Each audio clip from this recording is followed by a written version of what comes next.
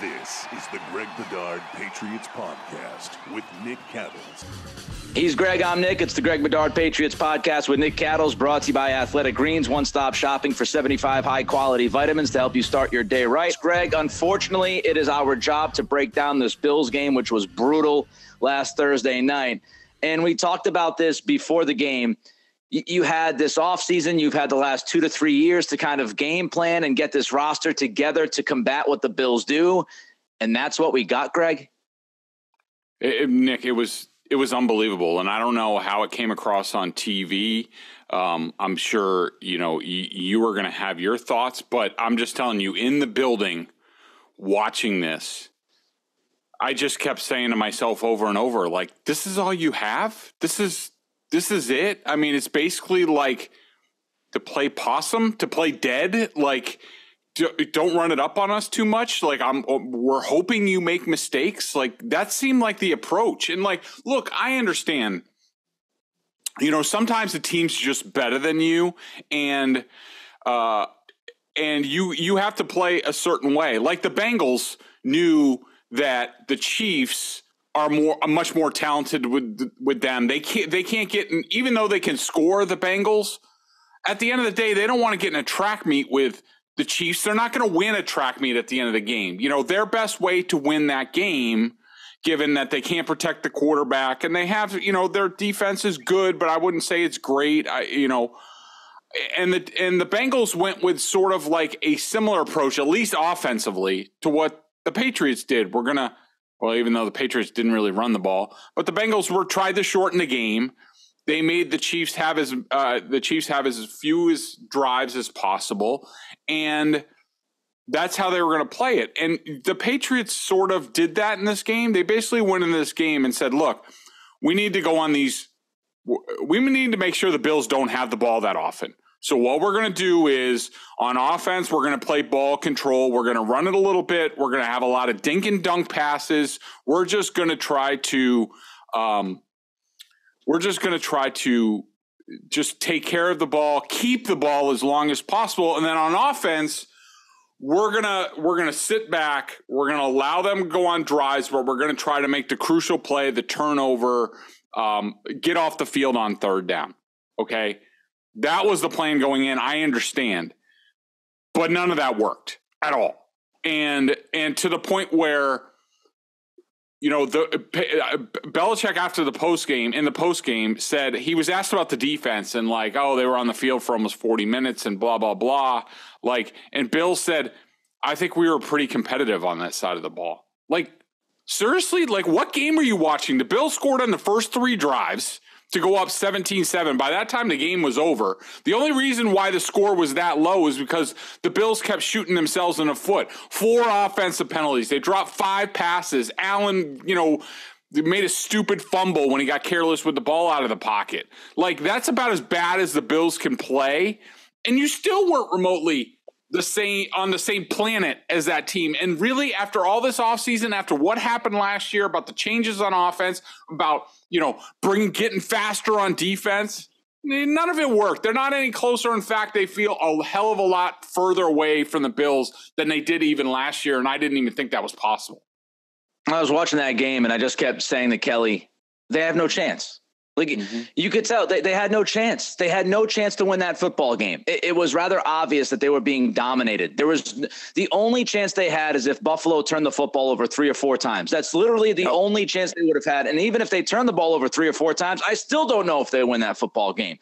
2 things from Belichick that bugs me, because we'll get into the offensive disaster in a minute. 2 things that killed me about Belichick in this game. The end of the first half clock management is an embarrassment. Yep.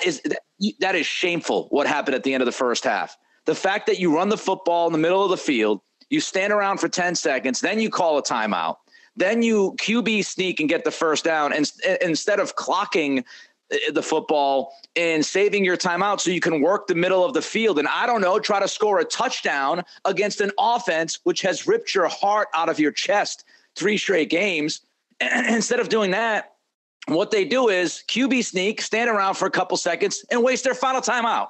Like, what are we doing here? You're playing for a 45-yard field goal, Bill, in a game that you need points. Like you, and this happened again later in the game, Greg, which I know you want to talk about. The 4th and 7, you're down 3 possessions, 24-7.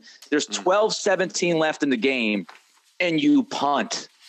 There's no way, there's not enough time in this kind of game that you're going to be able to come up with the stop, get the football back, and score enough. Ridiculous. They played it safe. They played this game not to lose by 30, Greg. Yeah, absolutely. At a certain point in time, and I think, all the complaining that we heard from the players after the game, which we'll get to, but I think the crux of it was, look, I don't think the players loved the game plan going in. I thought they looked at it and they said, are we trying to win this game? Like, what's the point of this? But then again, sometimes players are wrong, and maybe the coaches are right. Belichick knows, he's brilliant. And this was probably the way the Patriots, because they're just not good enough, something that we talked about at the start of the season, Nick, where I said, after the 53-man roster cutdown, I'm like, this team isn't any good. Like, and of course, I got a lot of pushback on that. But this was probably the way that they needed to play. But I think what really irritated the players was, okay, our plan didn't work just like we thought it wasn't going to. But then we never changed. We never tried to win the game. We didn't say, oh, all right, oh, hell, it's 17-7. Let's scrap what we're doing. Let's throw the ball down the field. Let's go after Josh Allen. Let's leave it all hanging out on the field. Because, what have we been doing this whole time? And, of course, what happens? They don't do anything. And that 4th down, Nick, you're exactly right. You're at the 46-yard line, your own 46-yard line with 12-17 left, and you punt? Like, that would, if I were a player right there, I would have been pissed off at that, because that was the last chance to win the game. And the only reason you don't go for, and Bill, to have the audacity to say, I was trying to stay in the game with that decision. Is that a joke? Like, are you trying to get the players pissed off? Like, Bill, I love you. I do. You're the greatest of all time. But stop saying dumb crap, like you have in recent weeks in the last year about, statistics and yards and things like that. Like, you have been, you've just gone off the reservation on some of this stuff. And for you to say you were staying in the game, the only way you stay in the game is you're banking on the Bills, a ball going off their face like Gunnar Olszewski in Pittsburgh. Like, that's the only reason why you punt there, or you're going to run some sort of neato fake punt or something like that. Like, you have to go for it there. That's not staying in the game. You decline to go for it because you don't want to get blown out. You were trying to save face. That was all you were doing at that point. And frankly, it's embarrassing for this franchise to be at this point. I totally agree with you that decision was, hey, let's not get embarrassed after, not getting these guys to punt 2 games in a row. That's what it was all about. The first half, the Bills, again, could have gone, without punting. Maybe they did. I forget. It was such a disaster. I know they didn't punt for at least a quarter and a half on Thursday night. That's what it was all about. It was, hey, I don't want to be embarrassed on Amazon Prime on Thursday night. You mentioned the players complaining after the game. What'd you think of that? What'd you think of Mac Jones screaming on the sidelines, Greg? So, look, the players – Mac Jones complaining about the quick game, Kendrick Bourne talking about scheme, the players just complaining overall. And by the way, they might not say it for the record, but this also goes for the defensive guys. There are defensive guys on that field or on that team that have looked at this basically from the beginning, but certainly this year, and look at it and be like, this is a clown show. Like, what's been going on in offense. So it's not just the offensive guys. But, as far as the game plan went, like, again, on film, you could see there were some promising things, and you can understand why they went in this direction. The Bills are a terrible tackling team.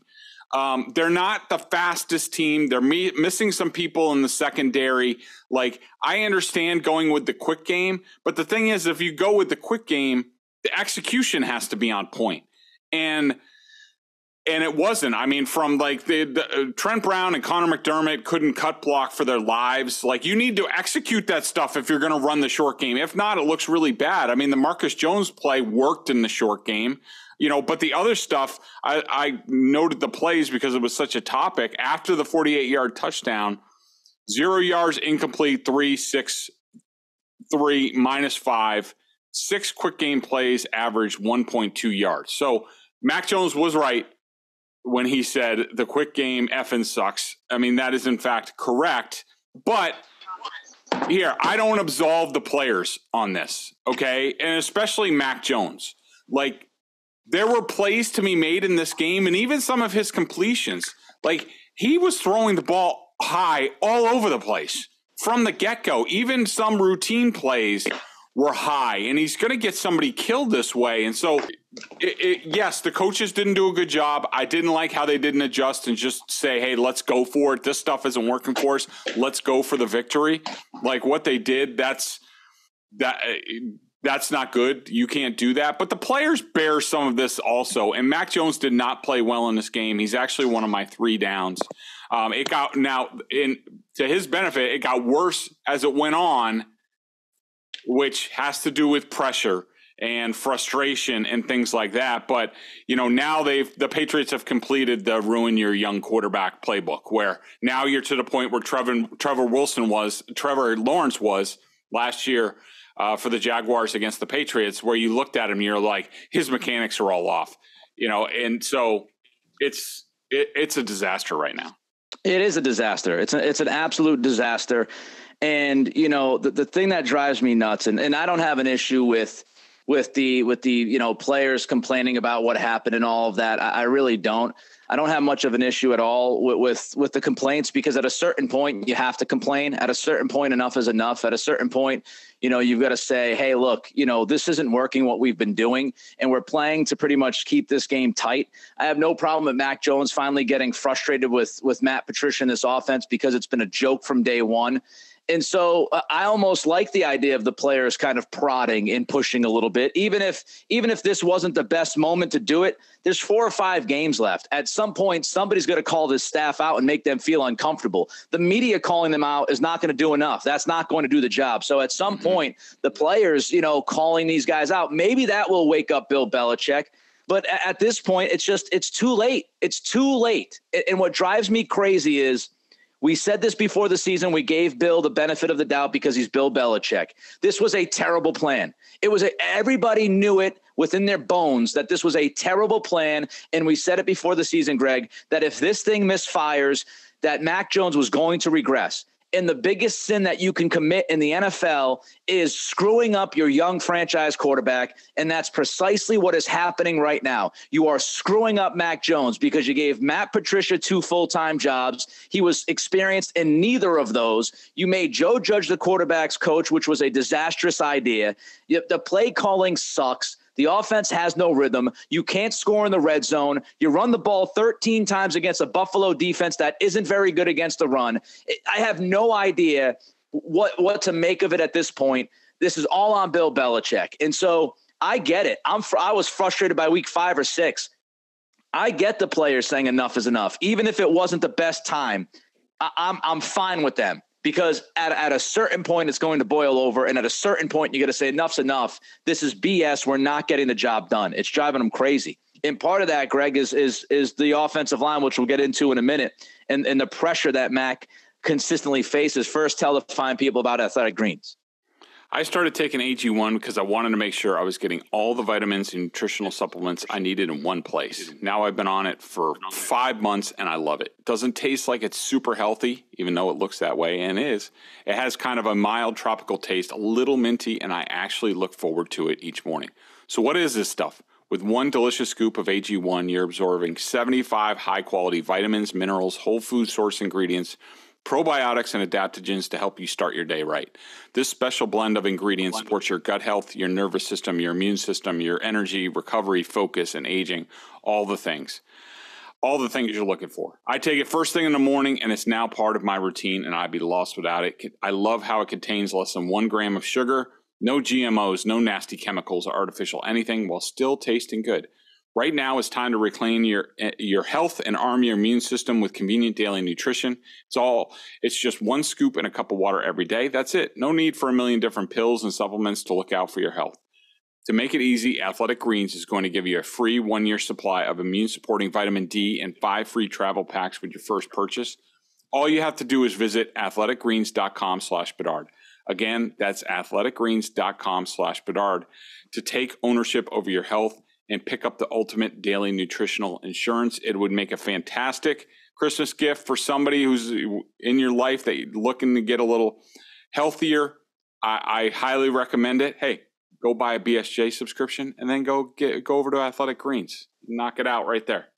There you go. Knock it out right there. So what's not knocking out of the park anytime soon is this offensive line, 39% pressure again. Greg, as you've mentioned countless times on this podcast, 30% pressure is high, 40% is likely a loss. You were at 39%.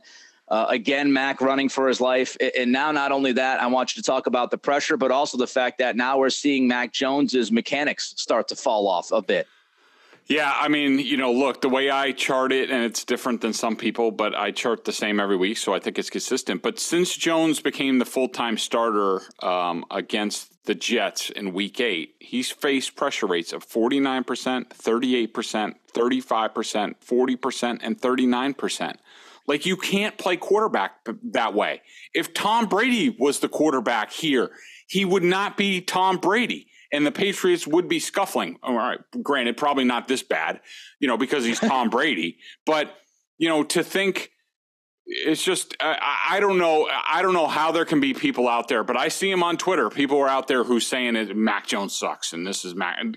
It's ridiculous. It's the scheme and it's the lack of protection. And I think the decision to go to this game, Nick, I don't know how you feel about it, but okay, so Kajus can't answer the bell because he had something late in the week. You already don't have Isaiah Wynn.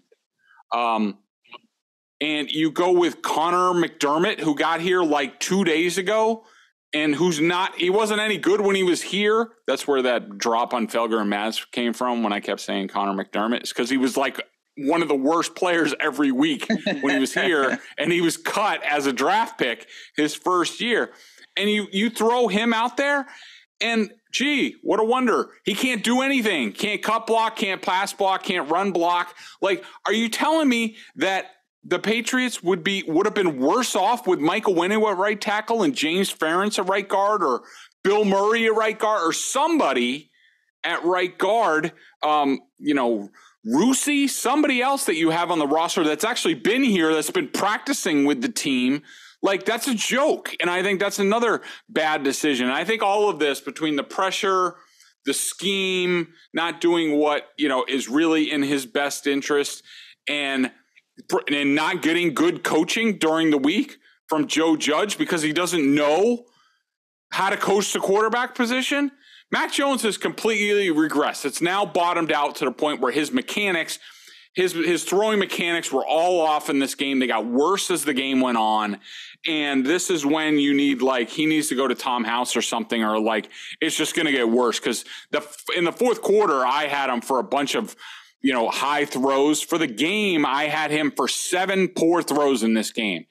To put that in context, in his first 7 starts, I had a total of 16. So just over 2 a game, and now he's at 7 in this game. And to me, it's just all about the circumstances around him. Yep. He's not completely blameless, obviously. I tweeted this on Thursday night. He's not playing very well. He's had a couple of good games. I thought he was fine, if not good, against Minnesota. I thought he was fine against the Jets.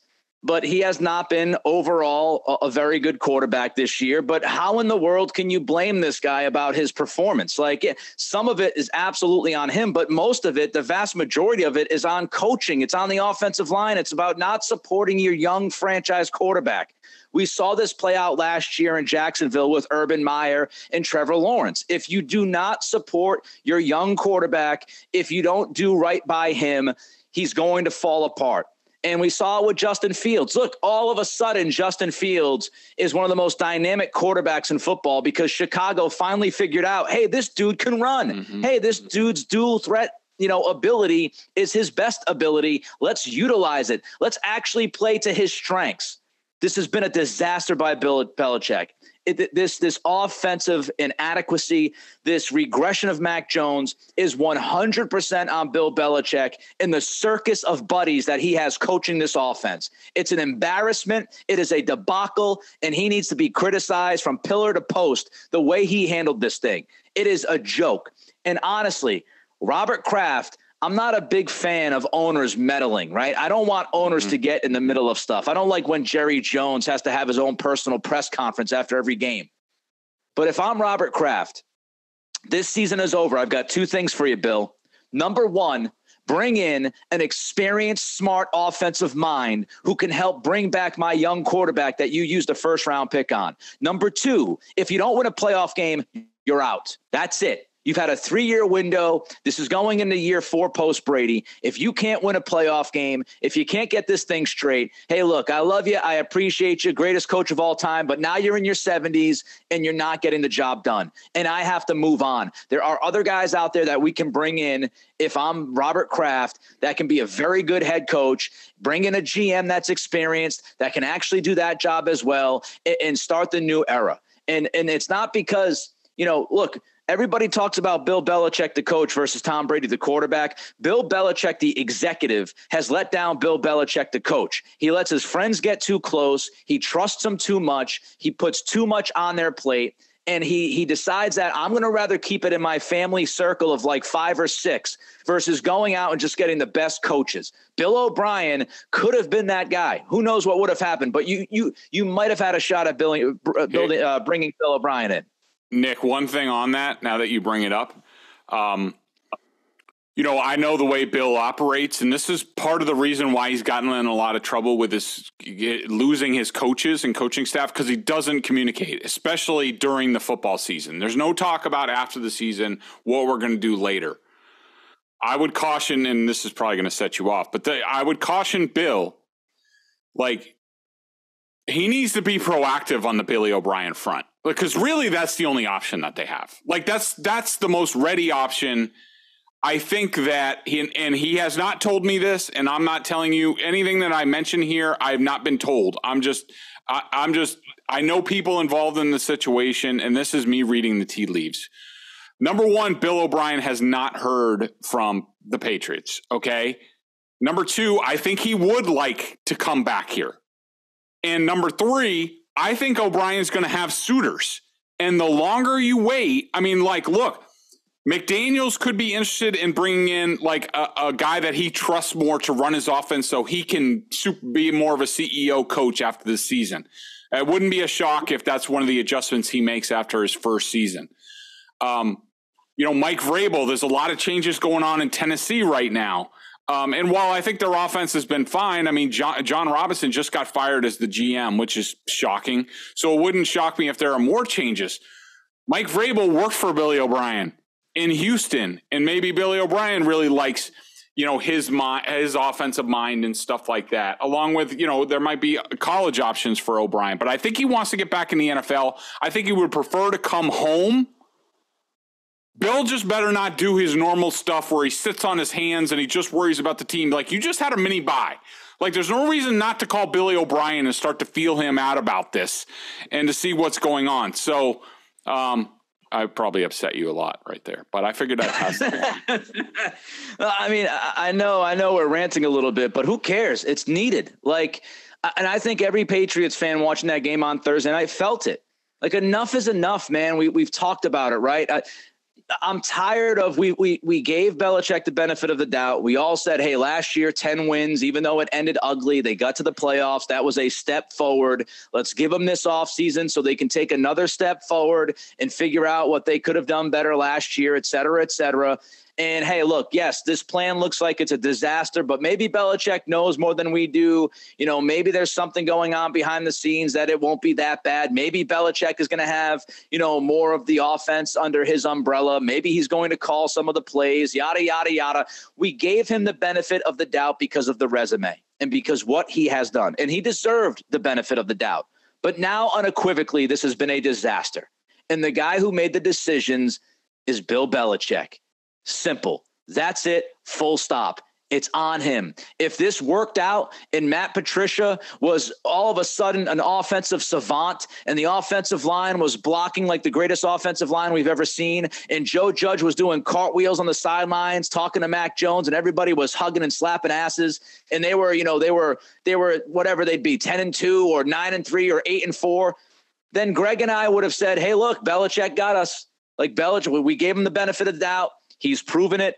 He had an idea. It seemed like it was a disaster, but it's actually worked out. He would have gotten credit if this worked out. It has not worked out. And so the guy who deserves all the credit when it works out deserves all of the criticism when it's a disaster. And that's what's happening. And we'll get into some other stuff here before we wrap it up. But I'm telling you, this week they're going to play Arizona. Arizona is one of the worst defenses in football. Okay. They're going to play the Raiders after that. The Raiders played better in the front seven last week with Jerry Tillery and Chandler Jones. Jones had his best game of the season. He finally woke up after being invisible for the entire year. But these are two defenses that are susceptible. And what I can see happen is this offense looks better over the next 2 weeks. And some people are going to go, see, everybody was freaking out too much after the Bills game. No. Do not judge and evaluate this offense when they play mediocre to bad defenses. Judge this offense when they play good defenses, when they play teams that they're battling, to beat in the division, et cetera, et cetera. That's how you judge them. If they beat up on a bad Arizona defense, it's just like what they did against Detroit. They beat up on a bad Lions defense back then. So let's not overplay the hand. This offensive situation's bad. Greg's right. If Bill O'Brien wants to come back home, Belichick has to be on the phone with him already. You got to bring him back. You got to bring somebody back that has a history and a resume of themselves. They know how to run an offense, because if you go into year 2 with Matt Patricia and Joe Judge, I'm done. I don't even know if I'll do this podcast. If they come back with those two guys, Mac Jones is going to start looking like those bad free throw shooters who try left-handed. He's going to start throwing the football left-handed at a certain point because he's going to run out of options. You screwed up, Bill. And the best of the best, whether you're a programmer in radio or you're a head coach or you're a manager at Starbucks or you run a Fortune 500 company, the best of the best at the top of the hill, they know when they screw up and they reset and they correct it. Bill, it's your time this offseason to correct all of this shit. Because if you don't, again, if I'm RKK, out the door. A couple of other nuggets before we get to 3 up, 3 down. This is going to make Nick's head implode. And by the way, you're trying to send me to the rubber room today, aren't you? I really am. I heard that Evan Rothstein, Patricia's nerd from Detroit, and he's been with a few teams, never a coach or whatever. Get this. I heard he's in charge of the Patriots pass game concepts. He's not a coach. He never has been. He's best known as when COVID was ravaging the Lions, he called the defensive plays for a game. And everybody talked about how he knows the defense better than anybody. Of course, that was Matt Patricia's baby, and he's Matt Patricia's guy. And now because Matt Patricia's on offense, Evan Rothstein is on offense. And so not only do you have Matt Patricia and Joe Judge, who don't know what they're doing, you have a nerd who's never been a coach coming up with the pass game concepts. And you wonder why the Patriots offense is where it is. By the way, remember all that talk about having to simplify, to make it easier for everybody so they can play faster? How's it working here? And it reminds me of Bruce Cassidy coming back with the Vegas Golden Knights. How has Josh McDaniels done instituting his very complicated, nobody can understand offense to an entirely new football team at this point in the season? Who's ahead on that front? And the other thing I wanted to mention, and I think we've talked about it on the pod, but one of the biggest F-ups that they had, and it was one of the earliest ones, and it should have been a sign of us what was about to happen. Deciding not to have a fullback on this roster has only contributed to the downward spiral of this offense, because when this offense in the past has needed to go back to basics, to be like, we stink, this is what we need to do, whether it was on the most recent Rams Super Bowl run after the Steelers loss and they went back to the ground, Go back to the ground. Go back to what you can simply execute. Put a fullback on the field to help the blocking, and it's always worked. And guess what? McDaniels did the same thing in Vegas this year with Jakob Johnson, and Josh Jacobs has taken off. The Raiders' offense has taken off, and that team has taken off, while the Patriots have no other options. So it's led to their struggles. Just stinks. It just stinks. It was a bad plan. It's been badly put together. And again, I feel bad for Mac Jones, man. First of all, he has not been given the support system. The play calling is stunk. Then Bailey Zappi comes in against two bad defenses, and he's got some of the fan base chanting for Bailey Zappi. Mm-hmm. Then he has a story that comes out last week from our friend Jeff Howe. The possible, don't completely rule out Brady going back to New England. It's like, if I'm Mac Jones, I'm like, can I just play football? Like, can you guys just give me the support system and let me play football? Can you let me develop and grow into the quarterback that I can be? I don't think he's going to be a great quarterback. Greg doesn't think he's going to be a top 10 quarterback, but the guy is good enough. He showed that last year. Like, help this young man out. I'm at the point where, like, you either help Mac Jones out the right way this offseason, or honestly trade him and reset at the position, because you're just going to continue to burn this dude out. And it's embarrassing. And I feel for Mac and the people that are getting on Mac. I'm sorry. Look at the rest of this football team and just look at the top. It's not Mac Jones. He's got better talent this year than he had last year. What's the difference? It's not like he woke up and forgot how to play football. He didn't wake up and forget his mechanics. This is all because of Matt Patricia, Bill Belichick, and Joe Judge. That's what it is. This poor dude is getting dragged for nothing. Not on him. 3 up, 3 down, Greg. So I'm going to go 3 up. First of all, I only had 2 up on defense since I guess you would say they were the better unit. I'm going to go Josh Uche. He had 2 sacks, even though, like, people, let's not go nuts about Josh Uche, okay? Especially he's going against a left tackle who literally fell on his butt just getting out of his stance the other night. Devon Godchaux, I thought, actually, even though the run defense wasn't great in this game, it wasn't about him. It was about other people. I thought Godchaux played really well. He looked really motivated in this game. And Marcus Jones, for not only his touchdown, but I thought he did some nice things in the pass game as far as dropping in the zone and getting into space to sort of mess with Josh Allen. I thought he did a really good job there. And as far as 3 downs, I'm not going to put Connor McDermott there. It's too early. It's too easy. Let's go with guys that should have been better in this game. They've been here. Mack Wilson and Raekwon McMillan are 1. These are part of the triumvirate, the people that we heard about, Nick. They're going to be faster on defense. They're getting faster. If these guys can't play and play well against the Bills in this game, a team that you've been preparing for a whole year, what the hell are they doing here? Like, could you be more of an epic failure? Did the Patriots look faster on defense against the Bills? No, because they weren't. Jonathan Jones.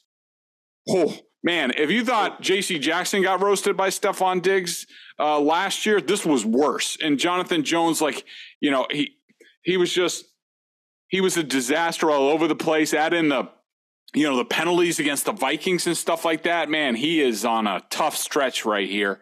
And things aren't getting any easier with DeAndre Hopkins, Devontae Adams. Good luck. And Jack Jones, the rookie, it looks like the better teams are seeing stuff on film and they're really targeting aggressiveness. I mean, lucky for him, there was a ticky-tack holding call, or else he would have given up a 41-yard touchdown pass from Allen to Diggs. And he just had a tough time in this game. I also want to mention Trent Brown and also Mac Jones did not play well in this game. So I just wanted to mention those guys. Yeah, the book is out, Double Moves on Jack Jones, and he's got to figure that out because they kept doing it, and it kept working. I ranted. I know I was a little bit more emotional than usual, but I'm fed up. Good, man. This Thursday night was that was the brink to me. That was it. That was the come to Jesus moment. I've had enough is enough with this team and this structure and Bill Belichick and what he's done to this young quarterback. So if you want to follow me on Twitter, it's @NickC Radio. If you don't, then don't. He's Greg. I'm Nick. It's the Greg Bedard Patriots Podcast with Nick Cattles, brought to you by our friends at Athletic Greens. We're back later in the week to preview the Cardinals game. Till then, be well.